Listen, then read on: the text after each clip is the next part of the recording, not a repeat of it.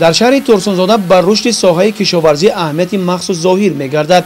سال تا سال وسیع گشتن میدان باغ و تاکزار، کشت زراعت‌های تجربوی، استحصال و زیاد نمودن تخمی‌های بلندصفت و پرورش نیال‌های آرایشی و میوه‌دهنده بر رشد ساحه مساعدت می‌نماید. با نامساعد آمدن فصل زمستان و کمبارش شدن هوا در مملکت، تمام خواجگی‌های باغپروری در زمین‌های یخاب می‌مانند تا که در این شب و روز با نگهداری نمی زمین مساعدت نماید. با دستگیری خواجگی دهقانی باغ سامان که از ناحیه ترسونزاده می باشد و انشاءات محافظتی در پیکت 499 با درازی 70 متر براش ساختیم که این برای تامین نمودن آب فلزی به خواجگی دهقانی شهر ترسونزاده و جمهوری ازبکستان قبوری آبگذار خدمت میکنند. باید گفت که برای باصفت به انجام رساندن یخابمانی در تمام خواجگی‌های خرد و میانه ستاد مخصوص تشکیل کرده شده است که کار کشاورزان همیشه تحت نظارت قرار دارد.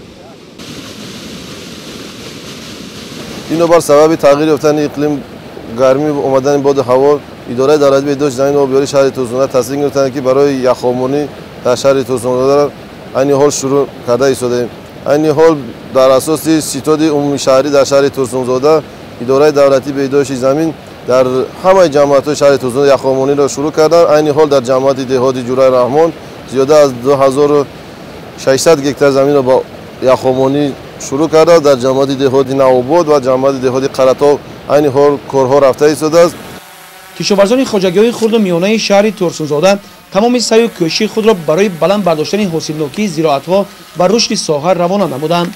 امروز دهقانان خواجگی‌های باغپروری باغ‌های میوه‌دهنده را برای موسم امساله آماده می‌نمایند. نمناکی زمین قپیدن با حرکت کرده ایستادیم، زمینا با تمام تگ باغا با آب مانده ایستادیم. حاضر من همین کارا همش برای حاصل خوب گرفتن با وای سرشوی همون کار است. من حاضر آب مانده ایستادیم، کمتر این چله هنوکیا مثال حاضر زمستان کمتر این ماه ینور میگذرد، آخرای ماه ینور یا که ینور گذشتن پس این ابریز کار سر میکنیم. با دستور سفارش پرزیدنت جمهوری تاجیکستان با مقصد استفاده ثمراناکی آب و زمین با جلب نمایندگان وزارت کشاورزی جمهوری تاجیکستان و عالمان اکادمی علم‌های کشاورزی گروه‌های مخصوص کاری تأسیس داشته است که متخصصان به شهر و ناحیه‌های مملکت سفر کرده عاید طرز درست یخابمانی زمین، کارکرد باغ‌ها به دهقانان مصلحت‌های مفید می‌دهند.